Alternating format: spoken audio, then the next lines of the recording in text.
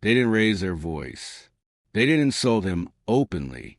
They just refused him, and that quiet refusal would set off a chain of events no one in that building was ready for. The dealership doors slid open with a soft mechanical hiss. Mid-morning, not busy, not empty, just enough people to notice him walk in. He didn't look important. Dust on his boots, a jacket that had seen too many winters, hands rough from work, not paperwork. A man who didn't belong in a room full of polished desks and glossy posters. At least, that's what everyone assumed. He walked straight to the counter and waited. No rush, no hesitation. When the dealer finally looked up, his eyes paused, just for a second, on the man's clothes. Not curiosity, judgment. "What can I help you with?" the dealer asked, already leaning back. "I need parts," the man said calmly. "For my tractor." The dealer exhaled through his nose. "What model?" The man named it. An older one. The kind most people had stopped caring about. The dealer turned the screen slightly away, clicked around, then stopped. "That machine's not worth fixing anymore," he said flatly. "You'd be better off replacing it." The man didn't argue. "I don't need advice," he replied. "I need the parts." The dealer finally looked up, really looked at him, and smiled not kindly. "You buying cash?" he asked. "Yes." That smile faded. "Even so," the dealer said, tapping the desk, "we don't extend service priority to customers like you. Customers like you." The words weren't loud, but they landed heavy. The man waited. The dealer didn't continue. "So," the man asked quietly, "you're refusing?" The dealer shrugged. "Company policy. A lie, but a convenient one." The man nodded once. No anger, no pleading, just acceptance. He turned and walked toward the door. And that should have been the end of it. But as his hand reached for the handle, the dealer added something, almost casually. "You might want to stop throwing money at dead equipment," he said. "Some people just don't know when it's time to quit." The man paused, not to respond, just long enough for everyone in the room to see his back straighten. Then he left. No argument, no scene, just silence. What the dealer didn't know was that this wasn't the first time the man had been underestimated, and it wouldn't be the last. But this time, the refusal didn't slow him down. It redirected him. And before the week was over, that decision inside this quiet dealership would come back in a way none of them could ignore. By that afternoon, everyone at the dealership had forgotten him. To them, he was just another man with an old tractor and no leverage. But to him, that refusal was information. He drove past the fields without stopping, didn't go home, didn't cool off. Instead, he turned onto a gravel road most people ignored, a place without signs, without glass doors, without salesmen in pressed shirts, a small independent repair yard, one mechanic, 2 bays, no waiting area. The kind of place that survives on reputation, not advertising. The mechanic looked up as the truck pulled in, didn't judge the boots, didn't scan the jacket, just wiped his hands and asked, "What's broken?" The man explained. The model, the part, the deadline. The mechanic nodded slowly. "That tractor still has life," he said. "Dealer just doesn't make money off it anymore." "How long?" the man asked. "If I had the parts." 2 days. The man didn't hesitate. "Order them." The mechanic paused. "You know the dealer won't release OEM stock to me without approval." "I know," the man said. "That's why I already found another supplier." The mechanic looked up. That caught his attention. That night, the man made calls. Not angry calls. Strategic ones. Old contacts. Former suppliers. A retired parts manager who owed him a favor. By morning, The parts were already moving. But that wasn't the real move. That was just step one. The real move happened the next day, while the dealer was opening emails, checking inventory, and planning another routine sale. A corporate field representative walked through the same glass doors, unannounced, clipboard in hand, not smiling. The dealer straightened immediately. "Didn't expect a visit," he said. "That's usually when we show up," the rep replied. The rep asked questions about service refusals, about customer classification, about inventory access. The dealer answered confidently, too confidently. Then the rep asked one question. That changed the tone of the room. "Did you refuse parts to a customer with a valid cash purchase request for an operation machine still under service eligibility?" The dealer hesitated. Just a second, but it was enough. At the same time, the man was standing in that small repair yard, watching his old tractor come apart. Not broken, just neglected, waiting. And for the first time since the refusal, he smiled, because he knew something now. The dealer thought the story was over, but it had barely started. The corporate representative didn't raise his voice. He didn't accuse. He just asked questions. And that made it worse.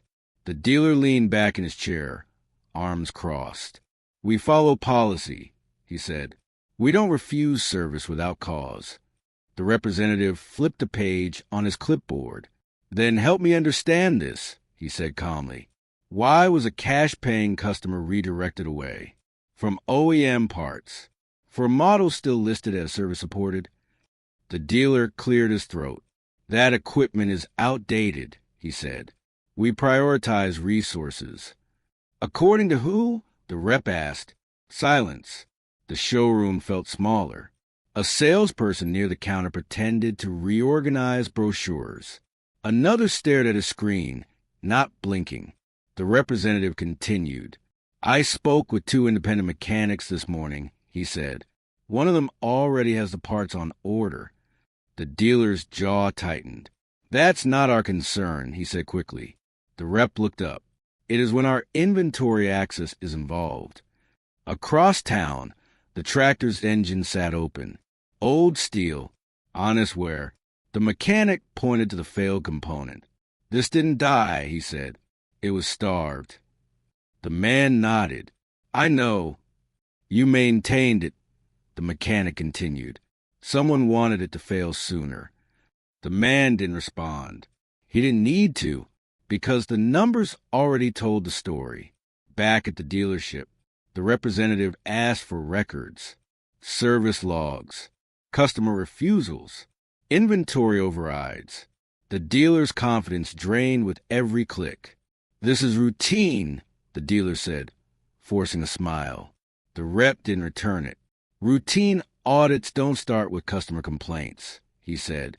"They start with patterns." He paused. "And you've developed a pattern." The dealer shifted in his seat. "What pattern?" "Deciding who's worth supporting before you decide what's right." That afternoon, a delivery truck rolled into the small repair yard. Crates came off the back, stamped, sealed, original parts. The mechanic whistled. "Didn't expect these as fast." The man watched quietly. "Neither did they," he said. The mechanic looked at him. "Who are you?" The man smiled slightly. "Someone who doesn't like being told to quit."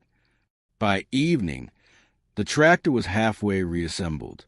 By morning, it would run. And by the end of the week, the dealer would realize that refusing service was the most expensive decision he had made in years. The tractor started on the first turn. No hesitation, no smoke, just a steady, confident rumble. The mechanic stepped back and smiled. "She's solid," he said. "Better than half the machines I see come out of dealerships." The man didn't celebrate. He just shut the engine off and reached for his phone. At the dealership, the general manager was mid-argument. "I don't care what corporate thinks," he snapped. "We decide how this location runs." The phone on his desk rang. He ignored it. It rang again, harder this time. He picked it up, annoyed. Yes. His expression changed. Yes, sir. Of course, sir. No, I wasn't aware. The color drained from his face. Across town, the man ended his call. He looked at the tractor. You ready? He asked quietly. The engine answered for him. Back at the dealership, the showroom felt tense. Sales staff whispered. One of them leaned toward another. Who was that? I don't know, but he used the word compliance. The general manager straightened his jacket. Cancel my afternoon, he said, and get me every file related to that customer. A pause. Every file. An hour later, the corporate representative returned. This time, he didn't bring a clipboard. He brought authority. We've reviewed the situation, he said, and we're making a correction. The manager forced a smile, happy to cooperate. The rep didn't sit. You refused service based on appearance, not policy. You redirected a customer who met every requirement. And you flagged equipment as unsupported. That is still actively service. The manager swallowed. That's an interpretation. The rep shook his head. No, that's documentation. Meanwhile, the tractor rolled out of the yard. Slow, controlled, confident. Neighbors stopped and stared. Some laughed before. Now they just watched. Back inside the dealership, the rep finished. We're reinstating full support. We're issuing a written apology. And we're auditing your inventory practices for the last 3 years. The manager's voice cracked. Is that really necessary? The rep met his eyes. You underestimated the wrong man. That evening, a black pickup pulled into the farmer's yard. The same dealer who laughed stepped out. No smile, no confidence, just nerves. I'd like to talk, he said. The man wiped his hands on a rag. Tomorrow, he replied. I've got work to do. He turned back to the tractor, and for the first time, the dealer realized he wasn't being ignored. He was being measured because the truth was coming out. And when it did, everyone who laughed would wish they hadn't. The next morning, the rumor had already spread. Not online, not on social media, but in the places that mattered. Repair shops, feed stores, early morning coffee counters. He turned them down. The dealer went to his farm. Corporate got involved. No one laughed anymore. At the dealership, something felt different. Customers who usually joked with salesmen now asked careful questions. Is it true you refuse him service? Why did corporate step in? Who was that guy anyway? The staff didn't answer. They didn't know how. By noon, the manager's inbox was full. Not complaints. Requests. Farmers asking to move accounts. Asking about parts availability. Asking if policies had changed. One message stood out. If this is how you treat people who don't look rich, I'll take my business elsewhere. The manager stared at the screen. This wasn't about one tractor anymore. Across town, the man worked like nothing had happened. Grease on his hands, sun on his back. A neighbor pulled up. You okay? The neighbor asked. Heard things. The man nodded. I'm fine. That dealer really mess up? The man paused. They showed me who they were. He said, that was enough. That afternoon, the dealership issued a statement, carefully worded, polished, misunderstanding, policy clarification, commitment to all customers. No one bought it because actions travel faster than press releases. 2 days later, something unexpected happened. Another farmer showed up at the man's gate, then another, not asking for gossip, asking for advice. How do you keep that tractor running?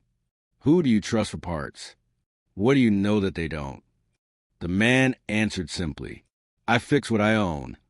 I don't owe anyone. And I don't rush. They listened. Back at the dealership, numbers dipped. Nothing dramatic, but enough. Enough to make corporate nervous. Enough to trigger another call. This time, the tone was colder. "We're watching," the voice said, closely. That evening, the manager sat alone in his office. Awards on the wall. Photos of grand openings. All suddenly meaningless. He replayed the moment he laughed. The boots. The silence. The way he assumed. One mistake.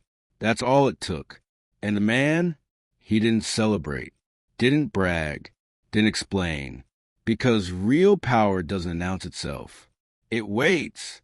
The truth was no longer hidden. It was moving. Quietly. Relentlessly. And by the time everyone understood it, it would be too late to undo what they'd done. 3 weeks later, the truth surfaced, not because the man revealed it, but because it could no longer stay hidden. It started with a public filing, buried in paperwork. One line most people would never read. The land beneath his farm had been approved for commercial water access rights, the same rights the dealership's biggest clients had been lobbying for years. Suddenly, names connected. Executives noticed. Lawyers noticed. Competitors noticed. And then everyone noticed. The man didn't own just a tractor. He owned leverage. The dealership found out last. They always do. A corporate email arrived early Monday morning. Subject line: immediate review required. Inside were maps, contracts, numbers that made stomachs drop. The dealership's future expansion? It depended on access to land. His land. The manager sat frozen.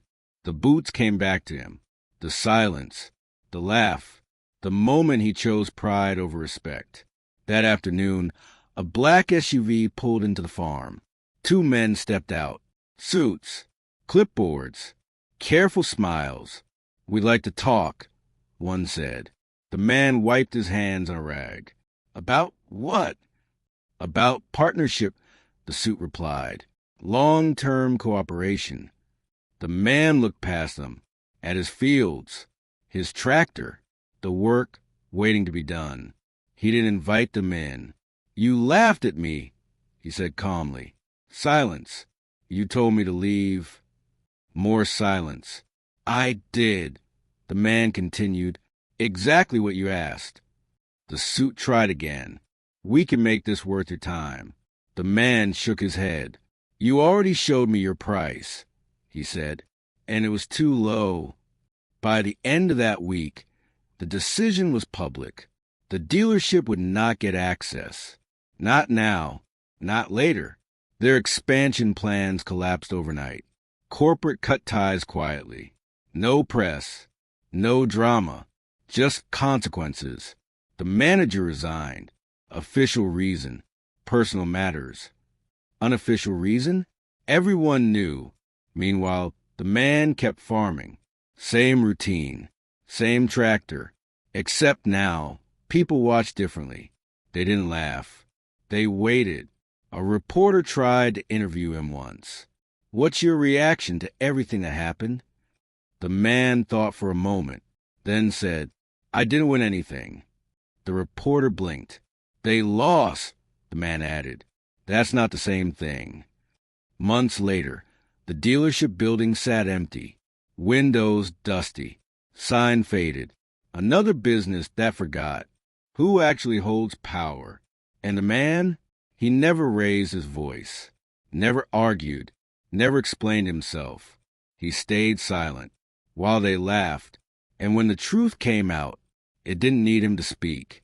Because the strongest people don't demand respect. They let time deliver it. They laughed at him. The joke was never on him. It was on everyone who underestimated quiet strength,